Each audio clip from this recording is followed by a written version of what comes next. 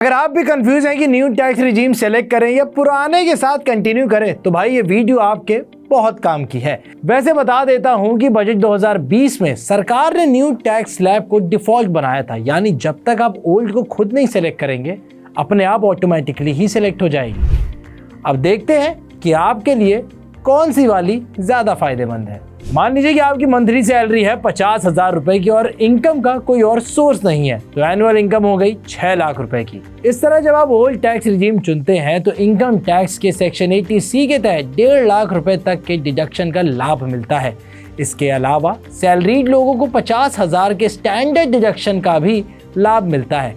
आपको बता दें कि पुराने स्ट्रक्चर में 2.5 लाख रुपए तक की आय टैक्स फ्री है। इसके बाद 2.5 लाख से 5 लाख की जो इनकम पर 5% का टैक्स लगता है, लेकिन सरकार की ओर से 12,500 रुपए का रिबेट मिलने से ये भी शून्य हो जाता है। इसका अर्थ ये हुआ कि पुराने स्ट्रक्चर में 5 लाख रुपए तक की आय टैक्स फ्री है। 5 लाख के ऊपर की आमदनी पर 10% की दर से टैक्स लगता है, लेकिन आप 1.5 लाख रुपीस तक के डिडक्शन का लाभ उठा सकते हैं। ये व्यवस्था 6.5 लाख रुपए तक की आय को आसानी से टैक्स फ्री बना देती है। लेकिन अगर आपने नई टैक्स रिजीम को चुना है तो 6 लाख रुपए की सालाना सैलरी पर 23,400 रुपए की टैक्स देनदारी बनती है।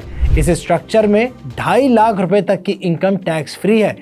इसके बाद की 2.5 लाख रुपए पर 5% के हिसाब से टैक्स लगता है, जो है 12,500 रुपए।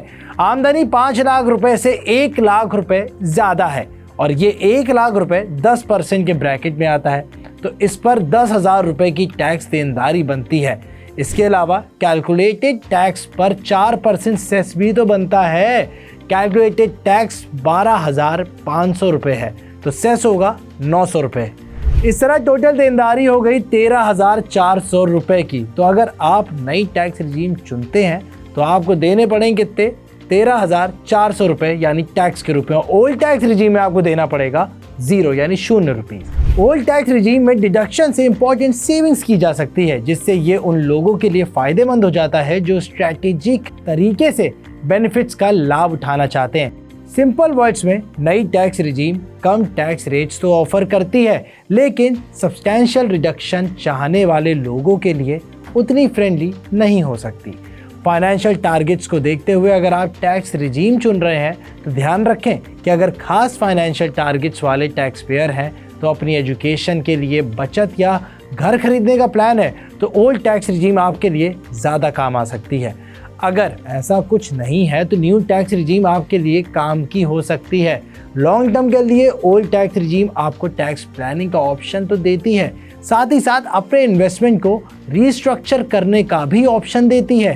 टैक्स फाइलिंग का सीजन चल रहा है तो एक बार अपने एक्सपेंसेस और डिडक्शंस को ढंग से चेक करते हुए ही न्यू और ओल्ड टैक्स रिजीम का चयन करें। और हाँ, ऐसी और काम की और इन्फॉर्मेटिव वीडियोस के लिए पैसा लाइव को सब्सक्राइब करना मत भूलिएगा।